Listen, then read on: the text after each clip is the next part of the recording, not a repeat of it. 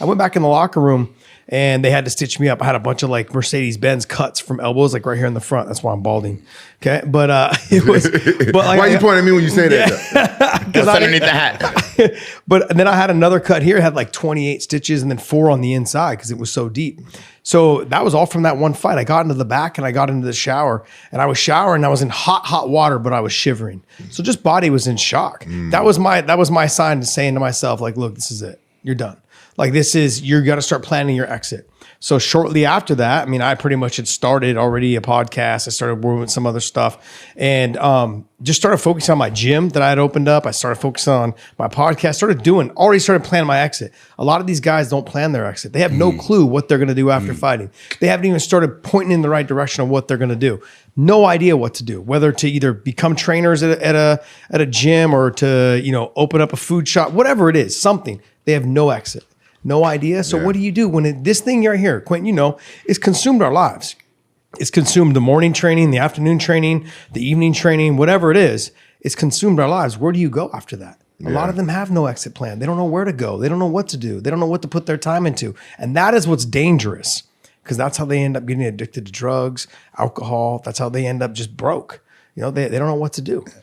Yeah, I feel like a lot of fighters that we have come on here as well, when Rampage, asks them questions about post-fighting, most of them are like, well, I'm not even going to focus on that right now. I just want to focus on fighting. The young fighters say, and it's hard because at one point, when you're training a champion in any other sport, if you watch any documentary besides fighting, it's always about just that, this. Well, those guys are also making $100 million 4-year deals, so they can do that. But in UFC and MMA, the sport is not really at the same accolades in terms of payment structure that other sports are. So you do always have to be conscious of that. These guys are making way more money than I was making when I was there. And some of them are making now more money than Quentin was making when he was there. You understand what I'm saying? Like these guys are raking in millions where when we were coming up, I mean, we were making pennies on the dollar.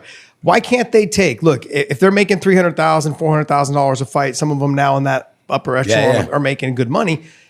Take $5,000, take $8,000 of that money and put 1,000 into some sort of crypto, put 1,000 into like Tesla, put in 1,000 into Amazon and just see what happens. Forget about it. Because if you do a little bit of that and then maybe start opening, like I went out and bought duplexes, shitty ass duplexes that I had to put some money into, bought them cash.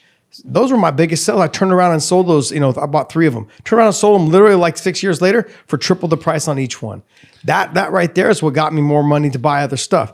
Those are the things that they should be thinking about instead of just putting all their money in the bank thinking it's going to do something for them. It never works out that way. It seemed like you had somebody good around you, though, to do that. Because when I was coming up and I was making a shit ton of money, I had people around me. I was like, man, they be ripping me off. You know what I'm saying? And they was giving me, and they would give me, and when I started noticing, they were giving me like little advice. I was like, I don't know, I don't trust you. One person trying to get me to buy gold. Come on, son, put your money in the gold, son.